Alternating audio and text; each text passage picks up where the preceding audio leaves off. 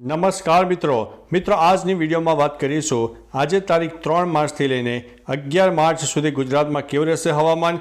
હવે ગુજરાતમાં વરસાદની શક્યતા છે કે કેમ, આવનારા દિવસોમાં કઈ કઈ સિસ્ટમો સક્રિય થશે જે ગુજરાતને એક ઠંડી, વરસાદ અને વાદળછાયું વાતાવરણ આપી શકે છે। તમામ પ્રકારના પરિબળોની માહિતી આ એક વિડીયોમાં આપવાના છે।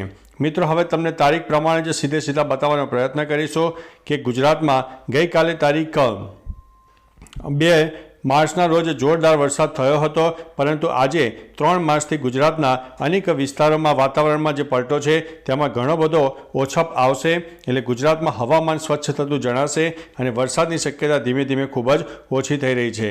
બીજી તારીખે અનેક વિસ્તારમાં તબાહીના સમાચાર પણ સામે આવ્યા છે। ત્યારબાદ મિત્રો એક પછી એક WD પણ સક્રિય થવાનું છે। આવનારી તારીખ 6-7 માર્ચની આસપાસ ફરીથી પાકિસ્તાન તરફ એક સાયક્લોનિક સિસ્ટમ સર્જાય તેવી શક્યતા દેખાઈ રહી છે, જે રાજસ્થાન અને ગુજરાતમાં પણ એક વાદળછાયું વાતાવરણ આપી શકે છે।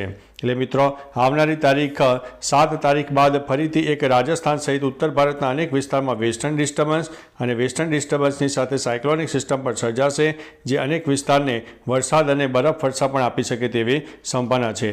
ત્યારબાદ મિત્રો વાત કરીએ તો તારીખ 7, 8 અને 9 માર્ચની આસપાસ પાકિસ્તાન તરફ અને અરબી સમુદ્રમાં એક સાયક્લોનિક સિસ્ટમ સક્રિય થાય તેવી સંભાવના હાલ દેખાઈ રહી છે, જેના ભાગરૂપે થઈને આગામી તારીખ 9 અને 10 માર્ચની આસપાસ ગુજરાતના કોઈ વિસ્તારમાં વાતાવરણમાં પલટો આવે તેવી શક્યતા છે, કારણ કે અરબી સમુદ્ર તરફથી જે સિસ્ટમ સર્જાશે તેના જે પવનો છે જે ગુજરાત તરફ આવી રહ્યા છે અને પવનને કારણે આ સિસ્ટમ ગુજરાત તરફ અને રાજસ્થાન તરફ ખેંચાય તેવી શક્યતા હાલ દેખાઈ રહી છે। એટલે તારીખ 9 અને 10 તારીખે પણ ગુજરાતના અનેક વિસ્તારમાં વાતાવરણમાં પલટો આવે તેવી શક્યતા છે।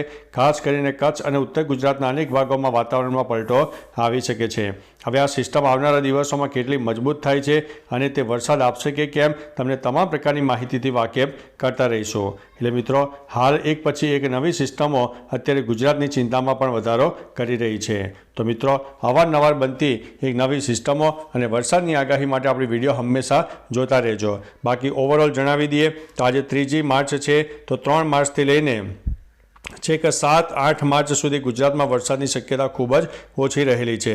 એ ગુજરાત માટે એક રાહતના સમાચાર પણ સામે આવ્યા છે। તો મિત્રો આ વિડીયો અન્ય મિત્રોમાં શેર કરજો, કારણ કે ઘણા મિત્રો આપણી વિડીયો જોઈને એક એમને આશા બંધાતી હોય છે કે વિડીયોમાં ચોક્કસથી એક સત્ય અને તેની નજીક આપણને પરિણામ મળતું હોય છે।